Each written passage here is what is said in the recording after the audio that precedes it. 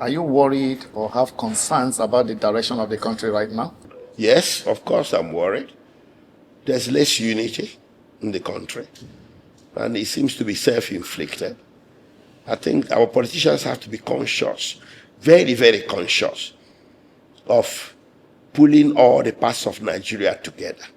Because when you engage in policy that tends to alienate one part, especially an important part, then you are putting the nation in danger of a disintegration and discontent. And people will begin to want out. People will begin to want their own nation.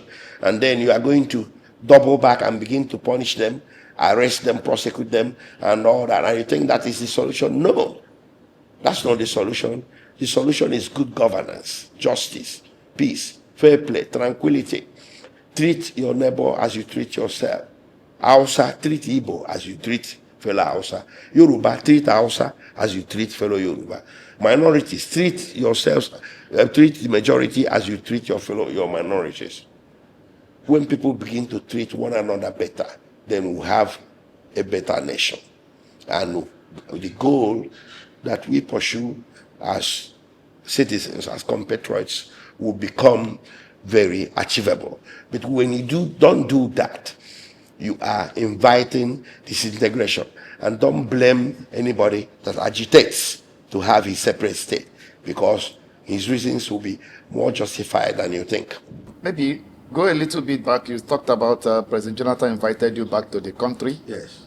What do you think about those willing him to contest for 2027? And then you have also some person saying he's not qualified to run again for president. I mean, Jonathan? Yes. Well, it is a decision to make. As to constitutional qualification you're talking about, yeah. Well, this is something that the courts will have to decide. Maybe they can test that in the courts. But he never got his 8 years. I can give you my legal opinion. Jonathan ruled for about 5 or 6 years. 6. He can be re-elected. But someone can argue that his presidency will preterm it at the, before he makes another 4 years. Do you understand? It's an argument that can be made, but he's qualified to run again. What do you make of the future of the Southeast as we head to 2027? Well, the Southeast will continue to struggle politically. Unfortunately, we are politically disadvantaged in this country since the end of the war. Militarily speaking, even when the military is in power, there is a political disadvantage for Southeast because we are not well represented in the military security apparatus. And then when democracy comes, there seems to be some kind of a conspiracy of sorts or a convergence, amongst other groups of Nigerians that Southeast, people should be marginalized politically. So a lot of good positions elude us, in the national affairs of the country. We don't have that predominant or dominant presence that we are supposed to have in this country, and that is one of the things that is causing convulsions in the system. What do you make of insinuation or the narrative that the Free Nnamdi Kanu protest was probably a strategic plan to draw out P2B and frame him for being a pro-IPOB member and probably destroy his presidential ambition? Well, the allegation that it's a strategic plan is more strategic than the strategic plan. Anybody taking it towards P2B angle is being devilishly strategic. It has nothing to do with P2B. P2B has publicly called for a halt to the prosecution of Nnamdi Kanu. So why do they keep looking for him? So those are the people that are being devilishly strategic. The buck stops at President Tinubu's table. If he does not free Nnamdi Kanu, he can forget the votes of people of Southeast. Nnamdi Kanu is well loved in the Southeast. Mr. President, if anybody is telling you differently, he's lying to you. Unless there's another plan. You're not going to win Southeast without freeing Nnamdi Kanu. Even with all these defections? It won't happen. APC will lose woefully With all these defectors? Yes, go to the grassroots. I'm very close to the grassroots. The Igbos are waiting. They are angry. Mazi Nnamdi Kanu is their favorite son. They want him home, Mr. President. Or you can forget Southeast. You can become president again with the votes of others. But forget that of Southeast. They are not happy with you because of this Mazi Nnamdi Kanu matter. That's just the gospel truth. I have proposed a number of states, I think 6 states coming up, and every zone is allotted 1 state again. And Southeast, they said they want to correct imbalance.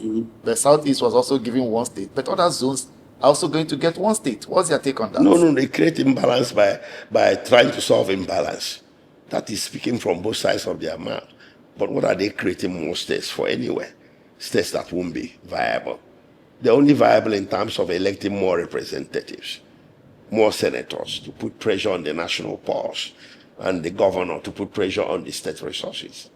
If they want to truly correct imbalance, Northwest is 7 states. They can make the other geopolitical zones 7 in number. That will correct the imbalance. Let us say creating more states is not a good idea, economically speaking.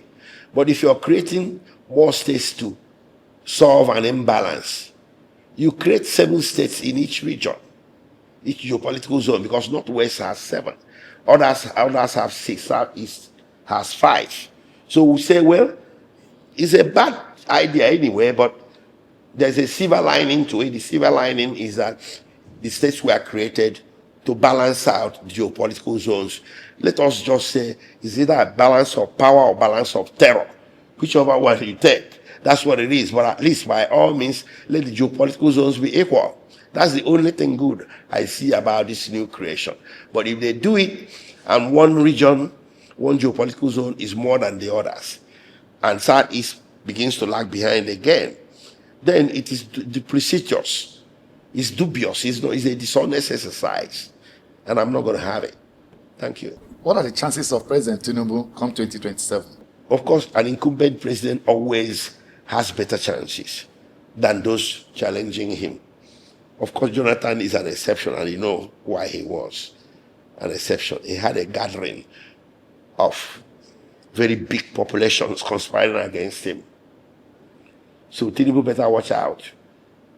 If Southeast walks away from Tinubu and a chunk of the North walks away as well, he's not going to make second time. So for him to have a lock on second time, he better does business with Southeast. We are not going to be political fools in 2027. And I'm going to be saying it. So if he has Southeast in his kitty, and how does he get Southeast? By implementing policies that will make Southeasterners happy. Pure and simple. We love justice. That's the only way you can appease an Igbo man. You give him justice, he's happy with you. If you make Southeast happy, he will have Southeast in his corner, plus his Southwest, and then maybe one big geopolitical zone in the North Central, and a chunk of Northeast, and he gets a second time. But if he alienates the Southeast, well, let us see what happens. His chances will be as good as Jonathan's chances against Buhari when Jonathan lost. And what's your last word to Nigerians? What can I say except to tell Nigerians not to lose faith in themselves? Don't let anybody make you lose faith in yourself, whether you're Igbo, Hausa, Yoruba, Nupe, Gware, whatever. Your individualism is all you've got left. Your individualism. You have the right to pursue happiness and success and progress for yourself and for your immediate families. Do very well for yourself in any situation that you find yourself. And don't let the ills of the nation break your spirit. In particular, the youth. Maybe the Japan syndrome needs to be looked at again. By all means, if you get a visa, travel. With the idea of trekking through the Sahara Desert or going through dangers of meandering through many nations without papers, I think should go. It's putting a great number of our youths at risk, and the nation is bleeding from it. If you have a valid visa to travel, to study, to work, by all means go. But for now, if you don't have, and you're stuck here like I'm stuck, you make the best of yourself. I try to make best of the situation. The advice I've given you is the advice I have given to myself. Thank you very much.